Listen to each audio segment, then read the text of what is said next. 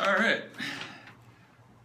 It's Jeff Boski here with PokerTube.com, looking to interview the great Dr. Allen, Hi. practicing Las Vegas, Green Valley area. Welcome, Dr. Allen. Thanks. It's a Thanks pleasure for to having meet me. you. It's great to meet you. Can you give the crowd a little background on your Sure. medical success? Yeah, I'm a board certified family practice doctor. I recently, just this year, got board certification in obesity medicine as well. And I focus my practice primarily for patients who have health problems that are chronic or problematic, and they're looking for lifestyle solutions to those problems as a first choice rather than pills or prescriptions as a first choice. I'm capable of doing the full scope of medicine, but my scientific background has led me to believe that we should always be pushing changing lifestyle first, since that's usually the cause of the problem. If we fix the cause, then we fix the problem.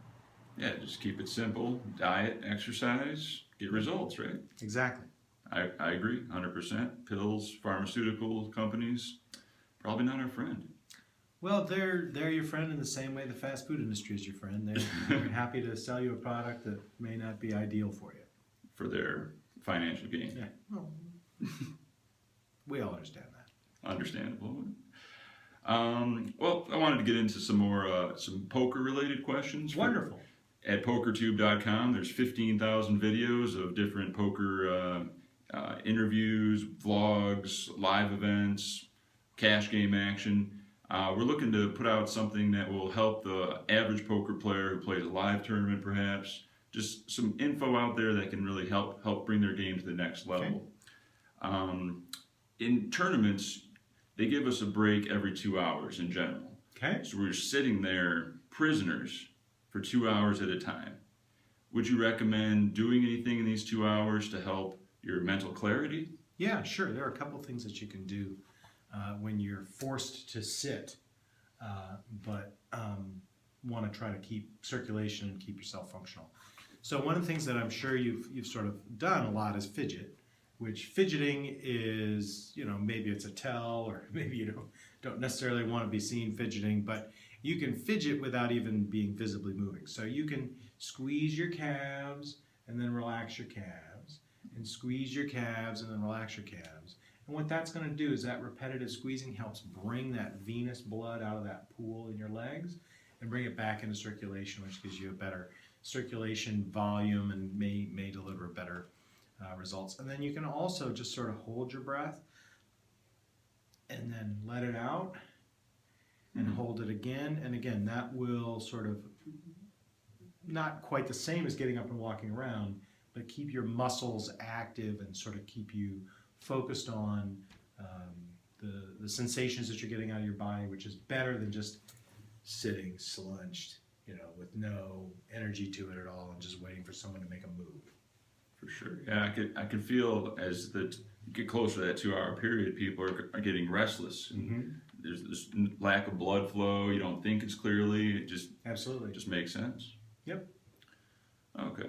I've noticed when people go on their, say, 15-minute break after 2 hours, a lot of them come back and they smell like marijuana. I don't know how or why, but for some reason, they kind of play differently after. They must be using some sort of a new scent in the bathrooms. Possible, Yeah. but it seems like they go to the garage. I might have been guilty of this in the past. Right? How does that affect your thought process when you immediately come back from taking in such a drug, and then as the next 2 hours drag on? Well, marijuana has effects just like any other drug that are manifold. There's more than one single effect. So a person who smoked marijuana will tend to have some degree of relaxation for a period of time, and that may affect their decision making during the period of the game. It can also create a certain level of anxiety. So there are certainly people who, especially the more potent the marijuana, can develop more paranoid ideation, more paranoid thoughts. And of course, then when you're sitting there and you think everybody at the table is out to get you, well, they may or may not be. And that may or may not be a good strategy for you on a given day. Well, literally, they are all out to get you, right? Yeah. Oh, yeah. Literally, they are. But on that particular hand, they may or may not be. those sorts of things. Let's put it this way. It's pretty unusual to hear the story. My life was going along like crap. Nothing worked. And then I found marijuana. And then my life just got awesome. Now, maybe Willie Nelson has that story. It's possible. But it's a pretty unusual story. So I would say, if you want mental clarity, the best mental clarity is going to come from just you, without any additional medical or pharmaceutical or herbal supplementation. Okay, so just keep it clean. The one upside that I might have experienced with marijuana is it helps with tilt control. There's a lot of ups and downs when you're playing cash games, live poker. If you can get you in the zone where you're kind of oblivious to the bad things that happen, it could be beneficial. No, and again, and especially in a game like poker where the right decision is only perfectly known in retrospect. Yeah, 2020. You know, you really have to sort of weigh and balance what's going to be the best choice for you. And again, when you're not artificially controlled, there are still ways where you can control that tilt. And if you're controlling it by mentally recognizing, hey, this is a vast game, there's thousands of hands, I'm going to have bad streaks even if I'm really good, and you work through your tilt that way, that might be, in the long run, a better solution than if you rely on weed, because if you rely on weed and you're out of weed and you go on tilt, then you got to leave. It's a problem. But yeah, I agree with you with the paranoia. I think everybody's bluffing. Mm-hmm. Everyone's out to get you, and that could be really bad for your game. Yep. So let's talk a little bit about nutrition. Sure.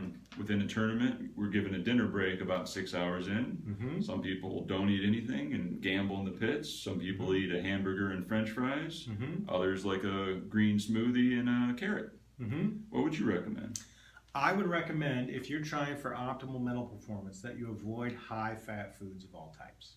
Okay. And the reason for that is there's lots of studies that have been done on just the acute effects of the ingestion of a single high-fat meal.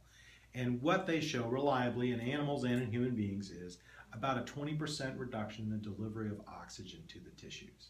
That includes the brain. Wow. Now, all of us kind of experience this. We blame it on the tryptophan, but on Thanksgiving, you eat a gigantic meal. It's a pretty high-fat meal, loads your blood up with a lot of fat, and you want to fall asleep. And some of us who have, bigger problems with our diet may experience that every single day after lunch, or you just feel like you're going to fall asleep every single day after lunch. Well, that's due to a 20% reduction in oxygen delivery to the tissues. So, I think your best choice of the choices you mentioned was the carrot and the smoothie. Yeah. That sounds, fairly reasonable. But even a better choice might be, hey, go to the restaurant, but don't order what's on the menu. Get a couple of baked potatoes. Get yourself some good calories, because you need those calories. Your brain needs them to burn. And then have some vegetables in a salad with a light dressing that's not oily or heavy or greasy. And you're going to find that you may find better performance that afternoon. And again, mental acuity is not just based on what you eat. It's based on who you are. And it's easy to imagine somebody going and having fries and a shake and a burger and doing very well. And it's also easy to imagine someone doing very poorly after eating an ideal food. But which one feels better and which one's more likely to stay in the game for longer probably is the one who has got the better oxygen delivery. For sure. So get rid of the short-term pleasure and go for the long-term success of something healthy. Yeah, especially in a situation where you're really trying to get great performance. I mean, in tennis, Venus and Serena Williams follow a very starchy, low-fat, low-sugar diet, and they do pretty great. Okay. Is there any supplements you could recommend? Just fish oil, stuff like that? So the fish oil supplements are a giant industry that hasn't really lived up to its promise. They've been studied for mental function, mental acuity, treatment for depression, things like that, and they pretty much failed across the board. Okay. That's not widely understood, but the Wall Street Journal ran an article about 7 or 8 months ago, said fish oil was $1 billion industry with not a leg to stand on in terms of scientific support. So the fish oil I don't generally recommend. The coconut oil is very, very dangerous because it's very, very saturated fat. I have an article on my website if you guys want to read about that. That's one of my more popular articles. But there is a supplement that I would recommend pretty much everybody take to maintain mental acuity if they're doing poker tournaments or things like that, or playing chess tournaments, or anything that requires a lot of sharpness, which is a B12 supplement. B12. And the reason for that is A lot of us will take antacids or Tums or other things like that, or we just live a lifestyle where our diet doesn't supply a whole lot of B12, and so you get that B12 level starts to drop, and that can really affect things very negatively. It affects vessel health and it affects neurological health. So I would get any simple over-the-counter B12 supplement and start taking that on a daily basis. B12. Is that the one that is produced with sunlight also? No, that's vitamin D. D, And again, oh, if you're in the poker hall every day, you should probably get a blood level of vitamin D done to see where you're at. Yeah, you may need vitamin D as well. But D is probably not as much for mental acuity as for bone health and for heart health and that sort of thing. Okay, what are your thoughts on nootropics? So some people have used drugs like ADD drugs or drugs that are used for alertness in patients with sleep apnea to stay awake longer during a period like a tournament or during an exam or something like that. I think if it's short-lived, if it's temporary, if it's used with the knowledge of the negative effects, and the person makes the conscious choice to go ahead and use it, it's one way to go about getting that accomplished. I think healthy living is a better choice, personally. And again, healthy living is sustainable. You can do that every day. You should not be taking an ADD drug or a drug for people with sleep apnea or something like that every day just to maintain focus, because those do have long-term negative side effects. Okay, there was a trend a while ago where a lot of people were taking Adderall and playing poker tournaments, and they said they were just in the zone, they got crystal clear. Sure. That's what people who are on cocaine will tell you as well. But then I see them and their eyes are just bugging out of their head and they're twitching. And they don't That sleep. can't be good. And they think that there's bugs on their arm. And it's like meth, right? Well, not is it like meth? It's almost exactly like meth. It works on exactly the same receptor. And again, cocaine, all the other stimulants. Anybody who's familiar with cocaine knows that the people who just took cocaine think it's awesome. But the people around them don't think it's awesome. So I would recommend avoiding stimulants, even the milder ones like modafinil. Again, if you got a big thing, you want to try to really give yourself a small edge on a specific day, once every 6 months or something like that, then I think you could make a choice to do that. But I think if you're doing it as a daily, this is something you do all the time, and you don't have a diagnosis that warrants it, like sleep apnea or people with narcolepsy, then it's probably not valuable. Okay, two of the most popular drinks that people order, it seems, at the table are green tea and coffee. What are your thoughts on each of those? Well, green tea is great. It still has a little bit of caffeine, but not a whole lot of caffeine. That tends not to overdrive. And it's got theanine, which does help calm people down and does help with brain function in terms of even if you got decaf green tea, it would probably be beneficial for you. Helps maintain a level of relaxation. Green tea is the most popular beverage globally, I think. Wow. In terms of it's even ahead of most things except maybe bottled water. Single drink, I think it's number one after water. But coffee also has some benefits. I think pretty much everybody who's listening has probably had a cup of coffee and noticed they feel a little bit more perky, a little bit more awake. So that's reasonable. But the problem is if you're doing it all day long, if you go over 4 cups of coffee in a day, you're going to get into trouble with acid reflux and bowel problems.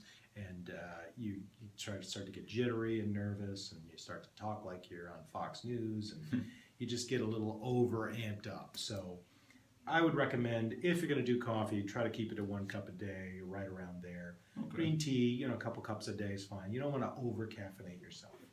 Makes sense. And again, exercise has all the great benefits of caffeine without nearly so many other risks. So if you really want to have that sharpness and that energy, go take a jog on your 30-minute break. Okay. And you'll find that you get just calmed down, and you'll feel yourself the mental clarity that you kind of want.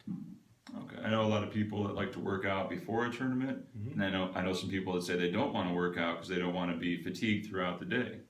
Well, physical fatigue and mental fatigue are 2 different things, and physical fatigue can actually help you with mental acuity. In fact, in boys at school, they've done several studies where they take kids who have attention problems and they have them run for 30 minutes, and then they sit them back in the class. Their attention comes right back. Yeah. So I think that if you are afraid of doing physical activity, I think you should stop. you should not be afraid of that during a poker tournament. It will help you. Bobby Fischer used to run, I think, 6 or 7 hours a week while he was preparing for chess tournaments, and then he would run every single day while he had the chess tournament. Wow. Yeah, Not that says a he lot, didn't just, end up a little crazy. So. Searching for Bobby Fischer. It's a great movie. I was wondering, with emotional stability and decision-making skills, that your mood really fluctuates as you play cash games or tournaments. If you win a pot, if you lose a pot, you get overconfident, you get depressed. I feel there's a thing like negative momentum or positive momentum. What's the best way to just keep that level and try to play your best in every hand? Well, if I could give that advice reliably and people could take it to the bank, I'd probably be doing a lot more of this sort of thing. But I would just say, in general, the best way to approach any kind of negative or positive roller coaster emotionally is to recognize that you're basically going to run along a given line, and in that line there's always going to be fluctuation, and to neither be excessively happy when the fluctuation is in your direction nor excessively sad when the fluctuation is against your direction.